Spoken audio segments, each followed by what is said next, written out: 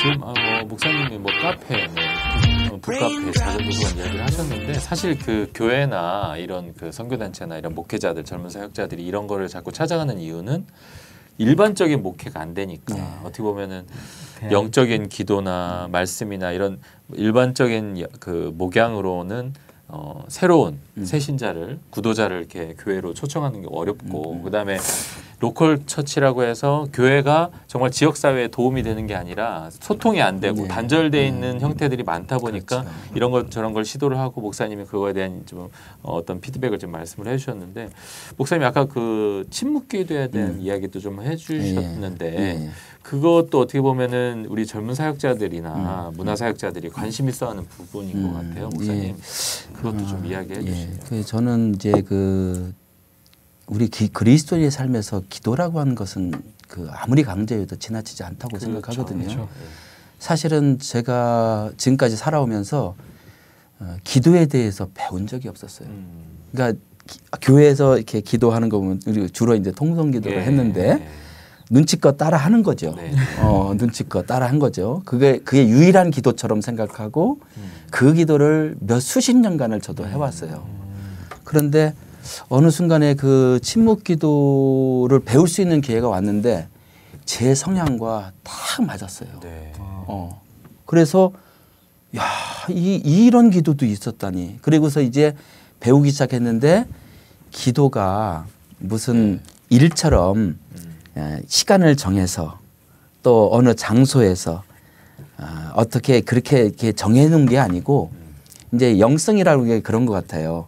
그 어떤 제한된 공간과 시간 안에서 만난 하나님을 일상으로 끌어내는 거. 일상으로 그거를 경험을 일상으로 끌어내는 것이 영성이 아닌가. 그러니까 영성은 우리가 삶으로 이렇게 삶 속에서 그분을 늘 인식하고 의식하고 살아가는 방식인데 우리는 예배 드리는 순간에는 하나님을 깊이 생각하고 거기만 딱 떨어져 나오면 우리는 마치 예수 안 믿는 사람처럼 행동하고 살아가는 그러한 태도들이 우리를 더 힘들게 만들었던 것 같아요. 저도. 그래서 침묵 기도를 배우면서 매 순간 그 깨어 있는 거.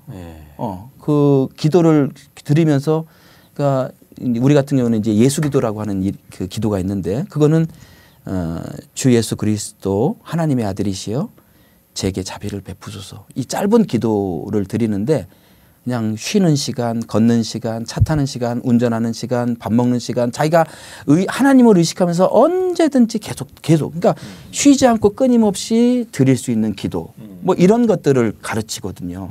그러다 보니까 내가 예를 들자면 아침에 이제 운동을 해요. 이제 러닝머신을 타는데 러닝머신 30분을 그 하는데 그 30분 기도는 운동하는 시간이면서 기도하는 시간이에요. 계속 주 예수 그리스도 하나님의 아들이시여 제게 자비를 베푸소서. 그것이 주문이 아니고 마음을 담아서 하나님께 마음으로 드리는 기도로 드리다 보니까 그 시간이 내게는 하나님과 함께하는 시간, 하나님을 의식하는 시간, 하나님의 마음에 다가가는 시간 이런 시간으로 활용되니까 저에게 있어서는 그냥 일상이 그냥 기도처럼 느껴지고 그렇게 되더라고요. 그래 그것이 저에게 있어서는 굉장히 그 의미 있게 다가왔고 제게 신앙에 큰 도움이 됐던 것 같아요. 그래서 느낌이 수도원 느낌이 나나요? 원래 그 수도원이죠. 근데 이제 제가 수도원이죠. 제가 수도자. 예, 뭐 그 수도원에 들어가서 공세 수도원 같은데 그런 데 들어가서 다른 거 안 하고 기도만 하는 사람이 아니라 자기의 일들을 다 하면서 그 속에서 기도로 살아가는 제가 수도자. 그렇게 저는 생각해요. 아까도 말씀드렸지만은 목회자는 그 다양한 역할이 필요하잖아요. 설교도 잘해야 되고 행정도 잘해야 되고 상담가이면서 문제 해결사이면서 사회복지도 해야 되고 자녀교육 전문가고 재산관리자 성도들의 재산관리도 해요. 어떤 목사님들은 그다음에 재테크를 해야 되는 거죠. 재테크를. 음악가이기도 하고 신학자이며 성경 연구가 제자훈련 리더 수많은 역할들을 다 해야 돼요. 근데 그중에서 중요한 것이 하나가 빠져 있다면 구도자의 역할. 그러니까 그 하나님을 더 깊이 알아가고 하나님을 매 삶 속에서 의식하면서 그분의 마음을 닮아가고 또 그분을 더 뜻을 이루기 위해서 그분과 함께 살아가는 그런 모습들이 다 이런 것과 연결되지 않으면 이것들은 다 그냥 각자 각각의 길로 가는 거죠. 그러니까 그것이 목회자의 가장 기본적인 자세고 기본적인 삶이 그 구도자의 삶이어야 되지 않겠나. 그래야 내가 매일 만난 하나님을 설교로도 할 수 있고 또 상담할 때 그것이 그대로 드러나고 또 다른 사람을 도울 때도 그 사랑의 마음으로 돌볼 수 있고 이렇게 되지 않겠나. 그런 마음이 저는 들었거든요. 제가 이 침묵 기도하면서 느꼈던 것은 바로 그런 부분인 것 같아요. 기도가 삶 속에서 이루어지니까 내가 무엇을 하든 하나님과 함께 그 일을 하고 있다는 느낌. 내가 내 생각으로 하는 것이 아니라 그분과 함께 그분의 마음을 닮아서 그분의 마음으로 그분의 시각으로 사람들을 대하고 사랑하는 마음으로 돌보고 그런 마음들이 내 안에서 저절로 이렇게 생겨나는 그런 느낌을 제가 좀 봤거든요. 어떻게 보면은 진짜 목회자 또 그리스도인들이 이렇게 살아가야 될 방식에 대한 이야기까지 해주시는 것 같은데 그러면 목사님 그 침묵 기도를 그냥 뭐 아주 깊은 목사님처럼 그런 하나님과 소통하는 그런 기도가 아닐지라도 일반인들이든 아니면 우리가 뭐 젊은 사역자들 처음 이런 침묵 기도를 하는 사람들이 어떤 식의 방식이나 뭐 어떤 뭐 기교나 어떤 그런 거가 있으시다면 좀 소개를 좀 해주세요. 저희가 한번 도전해보고 또 이제 그 깊이에 좀 빠져보고 싶거든요.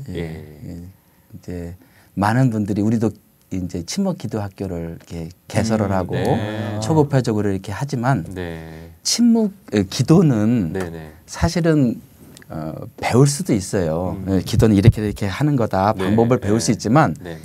가장 중요한 것은 내가 기도를 실제적으로 하지 않으면 내가 아무리 기술을 배웠어도 하나님과 깊은 관계로 들어갈 수가 없어요. 그러니까 제일 중요한 것은 내가 어떤 하나님에 대한 의식을 갖고 아침에 잠시라도 아침에 일어나서 기도를 하고 또 식사 시간이든 시간이 났을 때 개인적인 시간이 났을 때 기도를 하고 또 계속 끊임없이 기도를 할 열망을 하나님을 향한 열망을 가질 때에 비로소 제대로 된 기도를 할 수 있지 않겠나 그런 생각을 하거든요. 그거를 이제 우리가 여러 가지 우리가 아까도 얘기했지만은 통성기도 우리가 하나로만 평생을 저도 해왔는데 보는 기도, 듣는 기도, 몸기도, 또 예수기도, 뭐 또 보통 얘기하는 센터링 플레이어.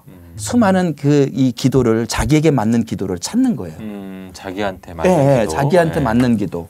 그 자기에게 맞는 기도를 찾아서 그 기도를 열심히 하고 또 상황에 따라서 어떤 상황에서는 이 기도를 할 수 있는데 저 기도는 할 수 없는 경우도 있어요. 그러면 지금 그 상황에 맞는 거기에 할 수 있는 기도를 찾아서 하는 방식을 계속 훈련을 하면 그러면 하나님과 더 깊은 관계로 들어갈 수 있지 않겠나 그런 생각을 해봤거든요. 그동안 이제 통성기도라는 거를 우리가 많이 하다 보니까 뭐 사람이 있는 곳에서 어떤 공공장소에서 할 수 없었고 근데 그런 게 아니라 지금 목사님 말씀대로라면 하나님과 소통하고 하나님과 함께 하려고 하는 그 열정과 열망을 가지고 어쩔 때는 보면서 어쩔 때는 느끼면서 어쩔 때는 스스로 이제 어떤 반복하면서 이렇게 하는 기도를 찾아가는 게 중요하다. 그게 바로 이제 어떤 목사님 말씀하신 기도다. 그리고 하나님과 진정한 의미의 소통하는 그런 거다라고 이야기를 해주신 것 같아요. 너무 좋은 말씀이신 것 같고 우리가 사실은 목사님도 뭐 그런 학교 이야기도 하셨지만 기도에 대해서 단순히 어떤 통성기도만 교회에서 하니까 못 봤던 거 대표기도만 하니까 못 봤던 거를 이렇게 말씀해 주시니까 너무 좋은 것 같습니다. 근데 통성기도가 나쁜 거는 아니거든요. 그렇죠.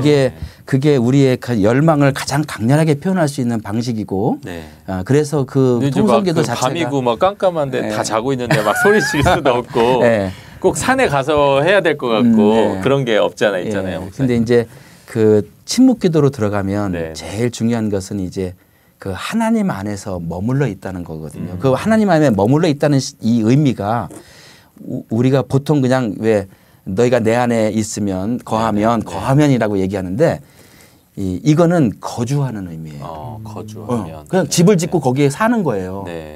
그러니까 이게 그냥 너희가 내 안에 거하면 할 때 그 거하는 의미가 이게 무슨 뜻인지 잘 모르는데 실제로 이 거한다는 얘기는 그 하나님 안에서 집을 짓고 사는 것을 의미하는 거거든요.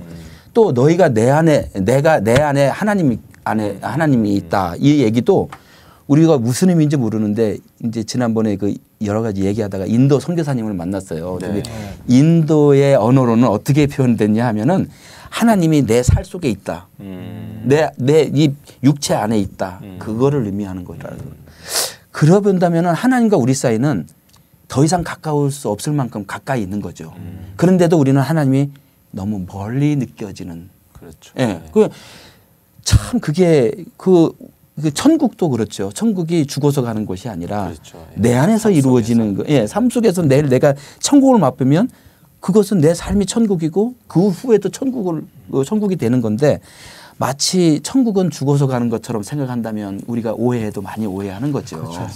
그래서 하나님과는 이게 더 이상 가까웠어. 우리 호흡 우리가 보통 그렇게 얘기하는데 호흡은 우리가 평소에는 못 느끼잖아요. 네. 이제 쫙 할 때 내가 숨 쉬고 있구나 내가 그걸 느끼는 것처럼 우리가 고요와 침묵 속에 있으면 하나님의 현존이 이렇게 스물스물 이렇게 드러나요. 아 하나님이 나와 함께 있구나. 이게 굉장히 이 경험이 중요한 것 같거든요. 근데 이게 시끄러운 데서 우리가 눈 뜨고 있으면은 눈을 감는 이유는 난 세상을 안 보고 하나님을 생각하겠다 그런 의미거든요. 그러니까 이게 침묵과 고요 속에 있으면 그 하나님이 더 두각이 되죠. 하나님이 나를 사랑하신다는 것, 나와 함께 있다는 것, 나와 동행하고 있다는 것, 내 안에 계신다는 것, 그분이 내 안에서 활동하고 계신다는 것이 명확하게 드러나게 되죠. 그 하나님의 사랑을 받고 있다는 사실 자체를 알고 있다는 것만으로도 내가 여기서 얼마나 귀중한 존재인가를 내가 알게 되는 거 아닌가 그런 생각을 해봤거든요. 이건 지금 목사님 말씀 속에 저는 뭐 기도에 대한 얘기도 하시지만 어쨌든 그 기도와 또 커피를 마시는 거나 책을 보시는 거나 이런 게 상상이 돼요. 왜냐하면 침묵과 고요 속에 하나님과 소통하고 그 커피를 마실 때에도 그 커피의 진정한 그 맛을 찾아가면서 그 교제하고 함께하는 그런 모습이 저는 상상이 되고 너무 행복할 것 같아요, 목사님. 예. 근데 이제 젊은 사람들이 사실 그렇지 못하고 어떻게 보면은 뭐 요즘 실업 문제라든지 그렇죠. 또 뭐 젊은 부부들 또 먹고 사는 30, 40대의 문제라든지 그리고 요즘 뭐 오늘도 막 뉴스를 보면서 막 놀랐는데 뭐 그 가습기 문제 때문에 막 여러 가지 막 이런 이야기들을 들을 때마다 참 힘들고 억눌리고 진짜 천국에 거하지 못하는 저희들 이렇게 보는데 정말 그런 기도와 또 어떤 커피를 마시는 그런 모습 속에서도 정말 진정한 의미의 어떤 여유와 또 천국을 찾아가는 모습을 저는 보는 것 같습니다. 목사님 모습 속에서 그렇게 할 수 있으신 게 너무 좋은 것 같아요. 저도 왜 고통스럽지 않겠어요. 저는 어렸을 때 목회를 시작해서 어느 정도 할 때까지도 저는 제 자신이 제일 미웠고 싫었어요.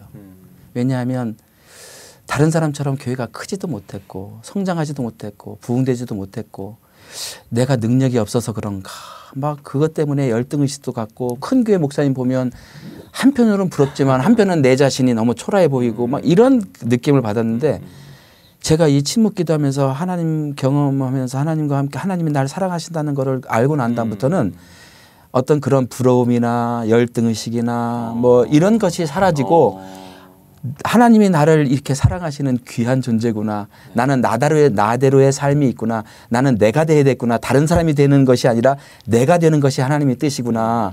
그 생각을 하면서 제가 이 삶이 99%는 불행했다고 생각했는데 어느 순간부터 내 100%가 행복했구나. 그런 생각이 제가 들었어요.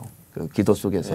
그래서 하나님을 사실 많은 목회자들이 그렇지 못하잖아요. 그렇죠. 그 현실 때문에 목회자들도 그렇고 아니 교회가 커도 아마 힘들고 고통스럽고 정말 힘들게 이렇게 목회하시는 분들을 보는데 목사님 너무 행복하시죠. 저는 이제 그래서 아쉬울 것이 없다는 느낌이 있잖아요. 내가 이제 죽어도 아쉬울 것이 없는 것 같은 느낌을 받아요. 그냥 뭐 살다가 가면 그것이 그러니까 지금 현재를 매일 행복하게 사는 거죠. 그러니까 하나님 의식한다는 것은 그런 의미인 것 같아요. 내가 오늘 지금 이 순간 고통스러워도 그분과 함께 살아있는 이것이 의미 있고 가치 있고 또 이것이 나로 하여금 나를 진정한 나로 만들어가는 과정이다. 그게 우리의 사명이고.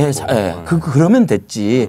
뭐 꼭 결과가 좋아야만 되느냐라고 그렇죠. 그 느낌을 받으니까 그냥 못해도 행복하고 하나님 그래도 날 사랑하시고 내가 실패해도 하나님 나를 떠나지 않는다. 그래도 날 사랑하신다. 이 사랑 때문에 제 자신이 행복해지는 것 같아요. 네, 맞습니다. 너무 좋은 말씀들을 해주신 것 같아요. 예. 저도 지금 큰 교회에서 사역을 하고 있긴 하지만 정말 목사님 말씀처럼 저도 이제 그런 행복한 그런 목회를 하고 싶은데 목사님이 지금 뭐 여러 가지 이야기들 해주셨는데 뭐 또 더 하고 싶은 이야기들도 좀 이렇게 말씀할 수 있는 시간 드리고 싶거든요. 아 그래요. 추가로 목사님 또 하고 싶으신 말씀 또는 저희 젊은 사역자들한테 권면하고 싶은 이야기 있으면 좀 해주셨으면 좋겠어요. 글쎄요, 이제 저는 그 침묵기도를 하면서 제게 와서 단 것이 하나 있어요. 예, 그 뭐라 그럴까 기도 속에서 내 열망이 생기는데 사실은 우리가 그 지금 우리 현실을 보면 우리가 굉장히 초라하고 비참한 모습이 있을 수도 있잖아요. 절망스럽고 내 자신에 대해서 절망스럽고 나를 용서하지 못하고 내가 나를 미워하는 그런 상황이 얼마나 많은지 몰라요. 저도 수없이 많은 시간들을 그 나를 미워하는 가운데서 보냈거든요. 근데 후회하고 이럴 때 후회하고 왜 내가 이렇게 했을까 막 그런 생각들이 얼마나 많이 강하게 들어왔는지 몰라요. 근데 이제 그 기도를 통해서 내가 하나님의 사랑받는 존재라고 하는 사실을 알게 되면서부터 내 그 시각이나 관점이 완전히 새로워졌거든요. 그러면서 내게 그 드는 생각이 나 같은 존재가 기독교에서 말하는 하나님의 거룩함을 닮아가는 존재. 이게 우리 인간이 이 존재가 이게 뭐 이렇게 지금 우리가 보는 관점에서 본다면 너무 비참하게 살고 있잖아요. 고통스럽고 억압당하고 또 제한적이고 한계를 경험하고 절망하고 이런 상황 속에서 특히 한국 사람들이 그렇다고들 많이 하더라고요. 근데 이제 그런 상황 속에서 그 하나님과 함께 그 일치감을 맛볼 때 또는 하나님의 거룩함을 닮아가는 어떤 존재이고 그 과정의 삶을 살아간다고 느꼈을 때 저기에 있어서는 삶이 매일매일이 새롭게 느껴지는 거죠. 매일매일 이루어지는 매일매일 내 안에서 하나님이 사시는 하나님이 나를 살아가는 느낌. 네. 하나님이 나를 살아가는. 네, 하나님이 나를 살아가는 느낌.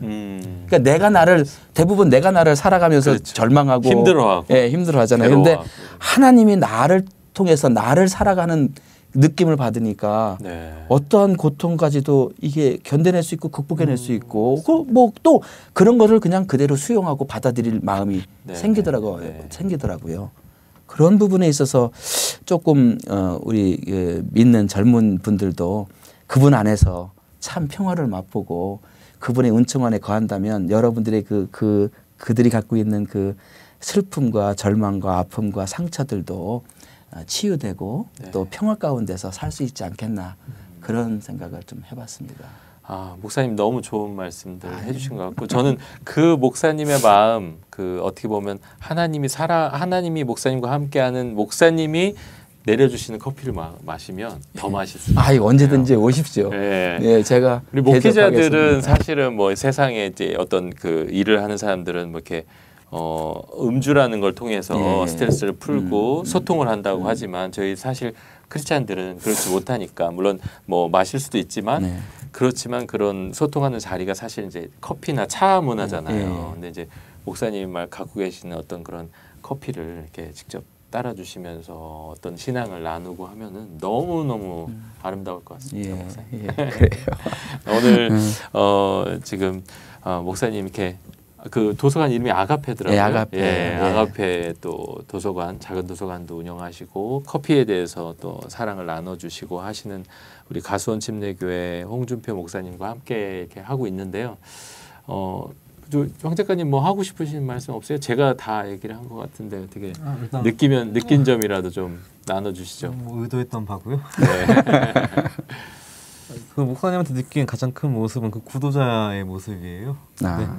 제가 사실 꿈꾸는 모습 중 하나가 전 상상했던 모습 중 하나가 목사님이 앉아 계시고 커피 갖다 놓고 이제 커피 한 잔 내리고 안락 의자에 앉아가지고 말 그대로 기도를 들어가는 그런 모습을 상상을 했거든요. 말씀을 들으면서 아름답다 생각이 들어요.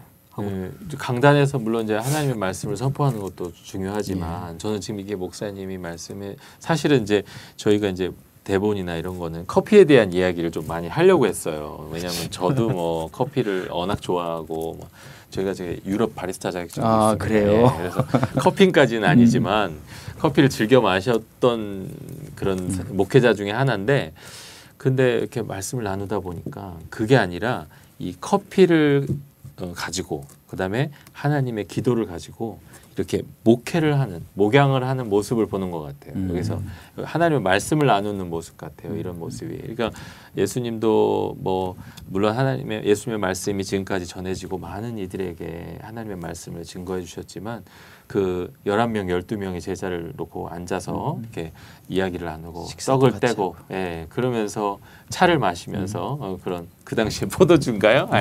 마시면서 했던 그런 이야기들처럼 목사님의 이런 말씀들이 그렇게 이제 막 이렇게 전해지는 것 같습니다. 이게 영상을 보시는 분 또 이걸 청취하시는 분들이 그런 것 같아요. 우리 목회하시는 분들이나 우리 젊은이들이나 좀 상처받고 힘든 영혼들이 사실은 앉아서 커피 마실 시간도 없을 경우들이 많아요. 대부분 그 맛을 느끼라고 제 아내한테 제가 맛있는 거 했으니까 좀 먹어보라고 해도 한 반잔 먹고 말아요. 이렇게 많이 안 먹더라고요. 달달한 것만 좋아하죠.